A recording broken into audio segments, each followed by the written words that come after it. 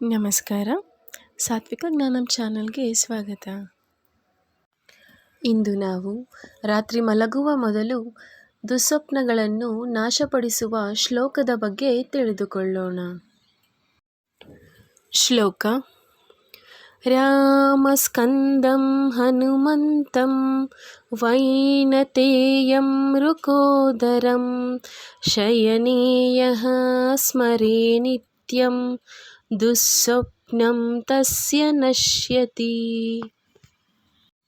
ಈ ಶ್ಲೋಕದ ಅರ್ಥ ಹೀಗಿದೆ: ಪ್ರತಿದಿನ ರಾತ್ರಿ ಮಲಗುವ ಮೊದಲು ಭಗವಾನ್ ರಾಮ, ಭಗವಾನ್ ಸ್ಕಂದ ಅಂದರೆ ಕಾರ್ತಿಕೇಯ, ಭಗವಾನ್ ಶಿವ ಮತ್ತು ಪಾರ್ವತೀ ದೇವಿಯ ಮಗ, ಹನುಮಂತ ಶ್ರೀರಾಮನ ಮಹಾನ್ ಭಕ್ತ, ಗರುಡ ಭಗವಾನ್ ವಿಷ್ಣುವಿನ ವಾಹನ ಮತ್ತು ವೃಕೋದರ 5 ಪಾಂಡವರಲ್ಲಿ ಒಬ್ಬನಾದ ಭೀಮ ಇವರನ್ನು ಪ್ರಾರ್ಥಿಸುವುದು ಕೆಟ್ಟ ಕನಸುಗಳನ್ನು ನಾಶಪಡಿಸುತ್ತದೆ ಮತ್ತು ಶಾಂತಿಯುತ ನಿದ್ರೆಯನ್ನು ಖಾತ್ರಿಗೊಳಿಸುತ್ತದೆ.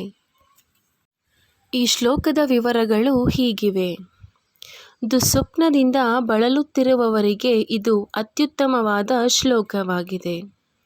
ಈ ಶ್ಲೋಕದಲ್ಲಿ ನಿಮ್ಮ ಎಲ್ಲ ದುಸ್ವಪ್ನಗಳನ್ನು ನಾಶಪಡಿಸಲು ಭಗವಾನ್ ರಾಮ, ಭಗವಾನ್ ಸ್ಕಂದ, ಭಗವಾನ್ ಹನುಮಾನ್ ಧೈರ್ಯ, ಶಕ್ತಿ ಮತ್ತು ನಿಷ್ಠೆಯ ವ್ಯಕ್ತಿತ್ವ, ಗರುಡ ಮತ್ತು ಭೀಮ ಧೈರ್ಯದ ಮೂರ್ತಿಯಾಗಿರುವವರು ಅವರನ್ನು ಆಹ್ವಾನಿಸಲಾಗಿದೆ.